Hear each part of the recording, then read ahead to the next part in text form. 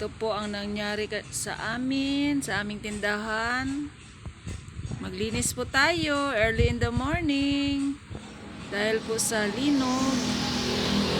Magnitude 7.2. Dito po sa Sarangani. But it's okay because ang pamilya, we are safe naman po. Thank you Lord for everything. No, dili ta mo undang sa pagtukaw o pagampo. Bisan pa nagkalat-kalat na diya ang mga paninda. God is good all the time. God is good all the time. God is good all the time.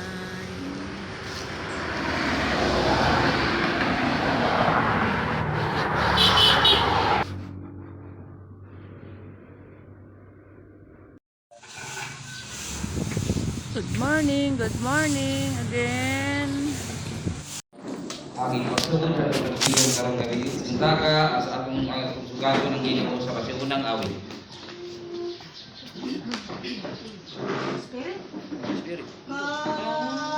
Holy Spirit, I need you. Come, Holy Spirit, I pray. Come, extend your power. Come with your special way. Samahan sa anak sa Espiritu Santo. Amen. Dalaygon, ay ugmaw ng Diyos. Salamat kayo Amahan. Baya kami sa mga kabungkagon, sa mga panagbigon. May gihatagan mo kami Amahan, o may panglawas kayo sa ugang gusto. Ug akong pangayon, yaman mo Amahan, mga sa matalo sa kanamo. Imong ipadala ang Banal Espiritu. Balik ka na mo ang pagdito sa kamang-alamon, dito na sa pamuhan, sa pagkinakitay sa iyong maayong mga balaang pulong. O kining tanan Amahan, ang ipangaygan mo, napunta kami sa matakusa, masamong pagpangalaga ni kami mo, nga walay katagbawan o walay kabuol, ug labi na sa pamahan ng mga katalagman, mo kami panaligdan at kami makapalain sa pagpangalaga ni kami kining tanan, ang pangayon. Nabinausap sa mga bugtong anak si Papa Jesus nga mong Ginoo. Uban ni diri mayamong lahat sa kaluoy. Amen. Kun sa Espiritu Santo. Kun sa Espiritu Santo, kun sa nagampo amin, kun sa langit nung kalayo, initag ining dugan ko. Karon na itong isunod ang pag-welcome na yatag sa itong isunod niya si President Lord.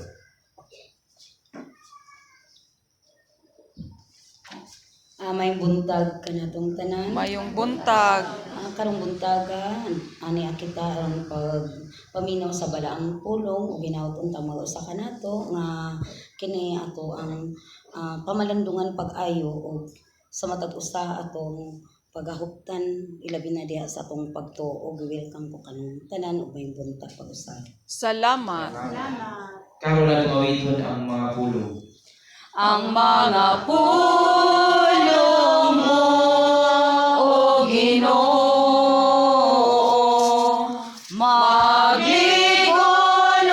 ta sa among pagtuo, o gagaka kami sa pagtuman sa imong mahal nga kasuguan. Karon ang 33rd Sunday in Ordinary Time. Ang Ebanghelyo Matthew 25 verse 14 to 30. Ang tema ang sambingay may tungod sa tulo ka sulubon.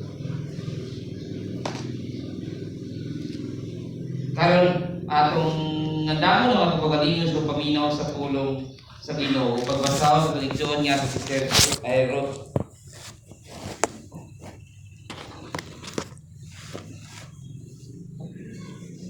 Ang sambingay may tungod sa tulo ka sulugoon.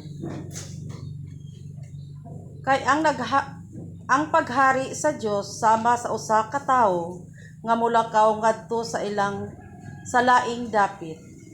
Gitawag niya ang iyang mga sulugoon o gipayalan niya sila sa iyang katigayunan. Sumala sa ilang katakos. Ang usa gihatagan niya 5 kapultil nga salapi. Ang usa 2 kapuntil nga salapi. Ug ang usa pagayod usa ka puntil nga salapi. Unya milakaw siya ang sulugoon nga nakadawat og 5 ka puntil nga salapi, milakaw dayon. Gipatigayon niya kini og nakaganansya siya og 5 ka puntil nga salapi. Ang nakadawat og 2 ka puntil nga salapi, nakaganansya og laing 2 ka puntil nga salapi. Apan ang sulugoon nga nakadawat og 1 ka puntil nga salapi, milakaw og nagkalot sa yuta o gilubong niya ang salapi sa iyang agalon. Tapos sa dugay nga panahon, mipauli ang agalon ni adtong mga sulugoon og nangayog husay kanila. Ang sulugoon nga nakadawat og 5 ka puntil nga salapi miadto kaniya. Miingon siya, "Sir, giyatagan mo ako 5 ka puntil nga salapi ug niini nakaganansya ako og laing 5 ka puntil nga salapi." Niara ang tanan, miingon ang iyang agalon, "Maayo, buotan ka og matinumanon nga sulugoon. Kay gisaligan ka man sa jutay, pialan ko ikaw sa daghan. Dali, sulod nga ri og ambit sa akong kalipay." Unya misulod ang sulugoon nga gihatagan og 2 ka puntil nga salapi ug miingon, "Sir, gihatagan mo ako og 2 ka puntil nga salapi ug niini nakaganansya ako og laing 2 ka puntil nga salapi."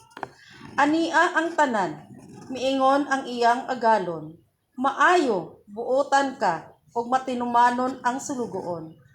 Kay kasaligan ka man sa jutay, pialan ko ikaw sa daghan.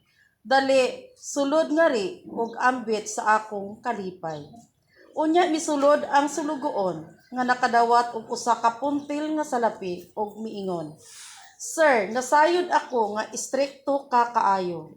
Nag-ani ka sa wala mo itanom ug naghipos ka sa wala mo ipugas. Nahadlok ako, busa milakaw og gilubong ko ang imong salapi sa ilalom sa yuta. Tan-awa, Sir, ania ang imong salapi?" Miingon ang agalon, "Walay hinungdan og tapulan nga sulugoon. Nasayod ka man di ay. Nga nag-ani ako sa wala ko itanom ug nagpugas sa wala ko ipugas. Naghipos sa wala ko ipugas. Nganong wala mo man idiretso sa bangko ang akong salapi aron mahibalik kini kanako nga may tubo na." Ug miingon ang agalon ngadto sa laing sulugoon, "Kuhaa kaniya ang salapi ug ihatag ngadto sa sulugoon nga may napulo ka puntil nga salapi. Kay ang anaay iya hatagan pagdugang ug makabaton siyag labaw pa sa iyang gikinahanglan. Apan ang wala gayoy iya, bisan pagani ang jutay nga iyaha kuhaon pagikan kaniya. O kining walay hinungdan nga sulugoon, ilabay ngadto sa gawas diha sa kangitngit. Didto maghilak siya og magkagot ang iyang ngipon." Ang pulong sa Ginoo. Salamat sa Diyos. Palibog mong likod, Ay, mo nagiingon matanaw siguro nako kanang dako kayo kakulangan o kumbaga dili maayong piniyalan, dili maayong sulugoon nga naman usahay Daghan man tao sa gamay ra, mo ingon ko. Murag alanganin kay ko motindog ingon ko. Maulo man ko asa ko dapitaan ni sa tulo nga kitang tanan puro man ta mga piniyalan, puro ta mga sulugoon. So depende mo na giingon diha sa ato ang tagsa-tagsa ang Ginoo lang gyud ang nasayod sa matag usa ko nato kung unsa ang ato ang matag performance, di ba? Dili man ta ka kuan unsa pero ako murag ako nang gihukman akong kaugalingon nga dili jud maayo ko ngay ngano man usahay dagan usahay mingaw man pero sa kanunay nga akong gipangayo sa Ginoo nga hatagan lang ko og kalig-on nga giyahan pa ko niya nga unsa pa jud ang maayo na akong buhaton nga arang nga makahatag gayud ko kanang kumbaga atensyon og makatabang gayud nga kung kinsa kadtong mga kaubanan nato ilabi na sa ato ang mga kaubanan pa nga mga jikiki nga wala gayoy mga alagad. Muna sige ko pamalandong. Mura alanganin gay kong motindog kay murag kung baga ba murag asa man ko dapit ato. Nangutanan ako sa kung gagaling asa man ko dapit sa atong tulo ka sulugoon nga naa man joy mga matag usa isip usa ka alagad. Puro namang gyud tano nagcommit ni dawat nga mao na gyud ni ang ato ang mga gimbuhaton. Pero muna naanak ko inko nga ingon lang jud ko Lord, ikaw na lang masayod o sa kanunay mangayo lang jud ko sa imong panabang nga hinaot unta nga daghan pa nga mamahimong maagni nga mahisama natong mga magsasangya og diha lang salamat ng buntag sa tanan. Kanang gihagit man ko sa ako.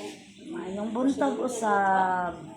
Nga murag nahurot-hurot naman sa akong mga kaigsuunan sa ilang pagpaambit. Natandog lang gihapon ko bilang isa ka sulugoon. Ako bitaw sa akong kaugalingon nga nihunong jud ko og pag-attend sa akong kreska. Kaya ako kung gitanang akong mga kauban sa GKK Berlin sa Lourdes para jud nga naay mo sakot sa akong lukuan ba kalang sa ako ang ministriya. Wala man jud.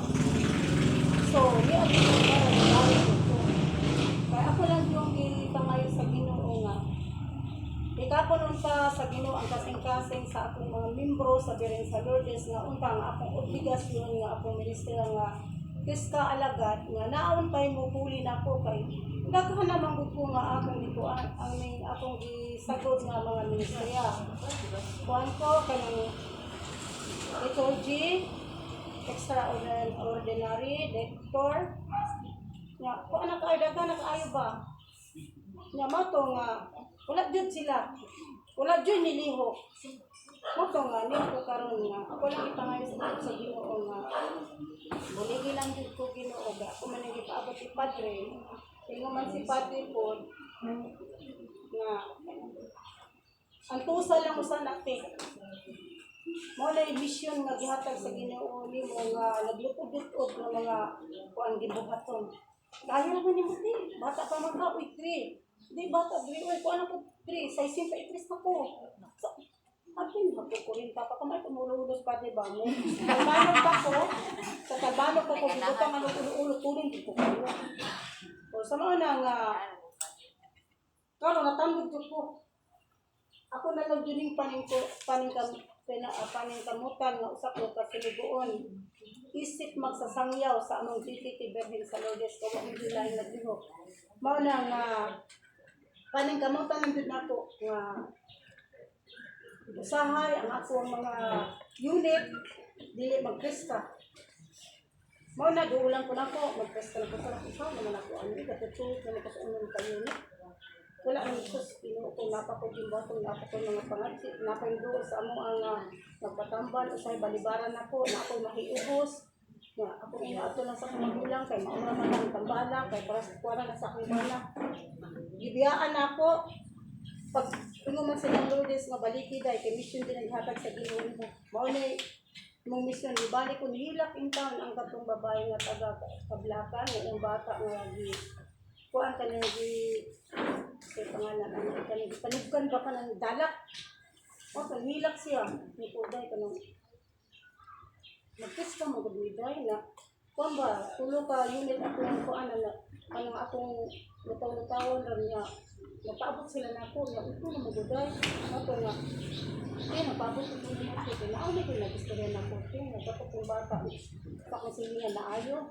Panalangin ko sa Ginoo. Panibalik ko. Hindi na kanaluro ko na mo. Kung akong gibalikan, o akong gitambalan, ibalik sa pagkaugma sa kalor sa Diyos, nawala din, ipalig din ang iyang panulok na pating baga, wala na kayo kainit. Kung ako dahil, pating luya sa akong mga kauban ko dito, naputi ilang mata ko, asa na ko daw ko. Basta ningon sila, basta si Pilipan, nanghaji ako ito, kung ano din mga nga. Ako bitaw na kinatungko ko nga second liner. Kaya para po, naay makakuan ninyo ba, di ko nyo pasagdahan. Okay, nagkuan man tag-jikiki, nagtukod man tag-jikiki, kita tanan nga mga membro nga mo, paano ka mo ka nang masagot ka sa mga ministeriya ba, di lang kay isa katawang pasagdan. Kini ako ano, dapat untaan ni ang Kriska, tulo, unya ang tuan kanang sa liturgy, ako ra gani nagatambong-tambong, kay na ako nun may rights, na ako yung music, di ko mo tambong. Ako nagbibintahan dito. Muna, nakaingan sila nga. Ingon si Bonita, hala, Mats, kung ayaw na lang tanan, Mats, kaluyan na ka sa Ginoo, kay mission na ninyo. Muna nga, karon nahagit lang ko nga, ang tawas sa Ginoo nga isip na ko nga mauni nga usa ka butang nga gihatag sa Ginoo ako na lang ning ubuntahon sa ngulo na nako ni sama sa yugo nga ipas-an ako nga akong pagapas-an pero pangay ako sa Ginoo kananggaan lang nga tagaan lang ko kanunay pagdiya sa bilang espiritu nga makapadayon ako pagsamyaw sa mga balita o usa ko ka maayo nga kuan ka ng sulugo dili lang ko to kung ang buntag. Maraming salamat.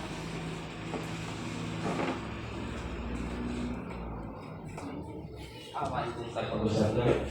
Ang Ebanghelyo ng Isulti sa usa ka sulgoon nga no sa usa ka sulgoon nga naay agalon nga ang iyang katigayunan gisalig niya sa ilang sulgoon. Nya nilangyaw siya pagbalik niya mao na to ang husay. Mao po na sa atong realidad ang Ginoo pagbalik mao po na husay sa tuwa. Direta sa atong mga talent nga ihatag sa Ginoo no. Na diay isa ka istorya ng tigulang nga matay ba. Babae. Kung man siya pagkamatay at langit, yang kalaga ni suri-suri ba? Ya nakita niya nga nay duha ka lagusan. Impierno ug langit. Of course, unsa yung gidiyon? Di langit ni, pero ni ang anghel ang tanang kadto ka. Unsa may gibuhat mo tumbuhi ka sa kalibutan? Ha? Karon na diingon siya nga karag magay kang kinabuhi sa kalibutan, wa mo kay achievement na buhat. Oh. Kuman karon ngayon pud siya nga pangutanan pud ang anghel sa iya. Nagsimba ba ka? Ano siya? Oh, nagsimba ko. Daw mas apel ko. Nya, imong ipaambit imong isimba. Nya, wala. Nya, itabang ko ka sa mga nang wala ko. Na, nana mo kang ang anghel. Unta, imo nang buhat ni palaganap, no? Unta na ako yung mga negative reason po nga. Unsa man ako magamit sa talent sa simbahan? Wala mo kaila sa naglihok simbahan. Niyo pod nga. Unsa mo magamit ako sa talent sa simbahan? Nga wala mo koy panahon sa pamilya. Oh. Mo nalibog kayo. Ningon ko ng Ginoo ay mo dapat diya kita nga ang Ginoo ang gusto makita sa Ginoo makita una mo initiate kita una mo liyo kay kung makita ta niya siya maguban jud na kanato. Diya lang daghang salamat. Salamat. Salamat.